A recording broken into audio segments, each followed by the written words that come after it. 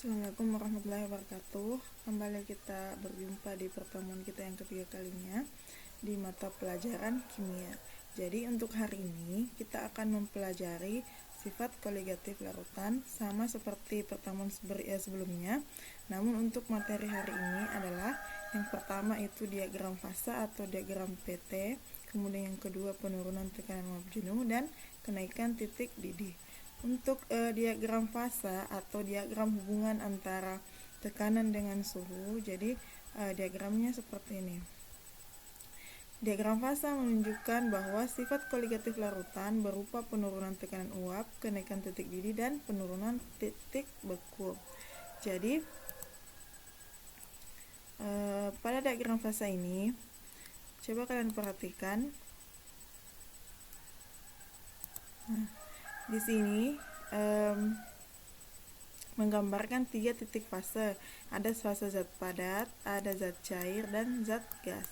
Di titik garis-garis lurus ini, garis hitam ini menunjukkan dia adalah titik pelarut. Kemudian di garis putus-putus ini dia menunjukkan titik larutan. Kemudian di titik C ini, C besar ini adalah titik didih pelarut murni, sedangkan C aksen ini di garis putus-putus ini adalah titik didih titik didih larutan. Kemudian untuk di titik di garis B ini, B besar ini adalah titik beku pelarut, kemudian pelarut murni, kemudian yang di B aksen ini adalah titik beku suatu larutan. Jika misalkan suatu larutan murni, kita tambahkan zat kimia sehingga membentuk larutan dan titik didihnya akan bertambah. Nah, perhatikan ini, maka titik didihnya di sini, titik didih larutan akan bertambah. Kenapa? Karena ini C aksen lebih besar daripada C. Sedangkan untuk titik bekunya ternyata titik beku pelarut lebih tinggi dibandingkan titik beku larutan. Oke, seperti itu. Kemudian untuk penurunan tekanan uap, ini penjelasannya. Penurunan tekanan uap adalah penurunan tekanan uap pelarut yang ditimbulkan oleh zat terlarut pada suhu yang konstan.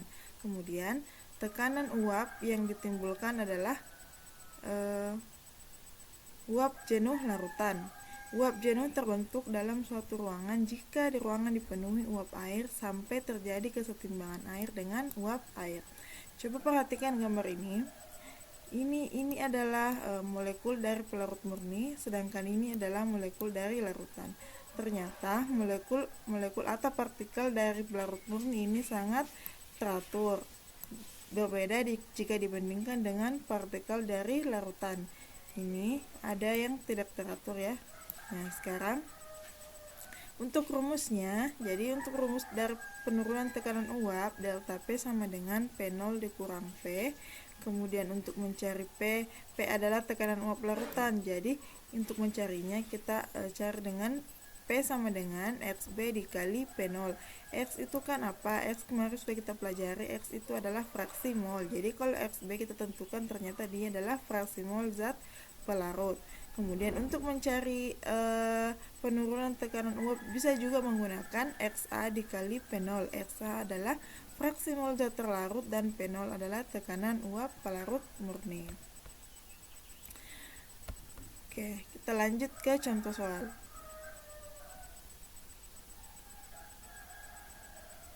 Kita lanjut ke contoh soal yang pertama. Diketahui XA sama dengan 0,5, P0 sama dengan 17,5 mmHg, dan yang ditanyakan adalah berapa nilai P-nya.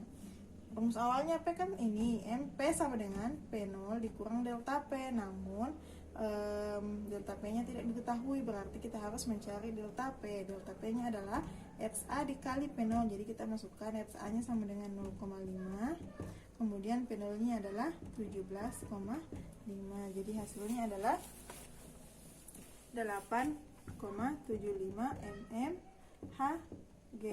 Nah, sekarang karena sudah didapat delta P-nya, jadi tinggal kita masukkan P sama dengan P0 dikurang delta P. Jadi P0-nya berapa? P0-nya sama dengan 17,5 dikurang 8,75 sama dengan 8,75 mmHg. Ya, ke contoh soal kedua. Jika P0-nya sama dengan 300 mmHg, NP-nya sama dengan 10 mol, masanya adalah 300 gram dengan P-nya adalah 250 mmHg. Kemudian yang ditanyakan adalah berapakah dia massa molekuler relatifnya. Jadi yang pertama kita harus tahu bahwa kita harus tentukan berapa fraksi mol pelarut. Jadi caranya, cari dulu P sama dengan ini kan yang kita cari XP ya. Jadi rumusnya P sama dengan P0 dikurang XP. P-nya sudah kita dapat 250 sama dengan P0-nya berapa? 300 dikali XP.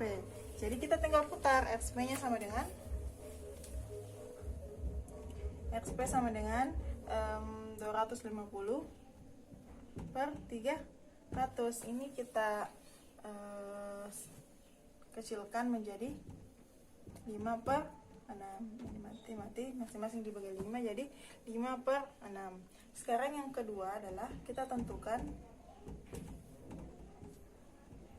jumlah mol per larut atau dia adalah N. Jadi rumusnya adalah XP sama dengan NP per NP ditambah NT. Nah, caranya mencari XP-nya kan sudah kita dapat. XP-nya tadi adalah 5 per 6 sama dengan NP-nya ada berapa? NP-nya sama dengan 10 per 10 ditambah NT-nya. Kemudian kalau seperti ini kita tinggal kali silang. Jadi 5 dikali 10 50 ditambah atau seperti ini. 5 dikali 10 tambah NT sama dengan 10 kali 6 60. Jadi tinggal 5 kali 10 sama dengan 50 ditambah 5 NT sama dengan 60. Jadi 5 NT sama dengan 60 kurang 50, berarti 5 NT sama dengan 10. NT sama dengan 10 per 5, jadi NT sama dengan 2, satuannya mol ya. Untuk mencari MR nya kita pakai rumus ini. NT sama dengan gram per MR. Jadi gramnya ada berapa? NT nya tadi sudah kita dapat, itu ada 2, kemudian gramnya adalah 300 per MR. Jadi 2 MR sama dengan 300. Jadi MR sama dengan 300 bagi 2 menjadi 150.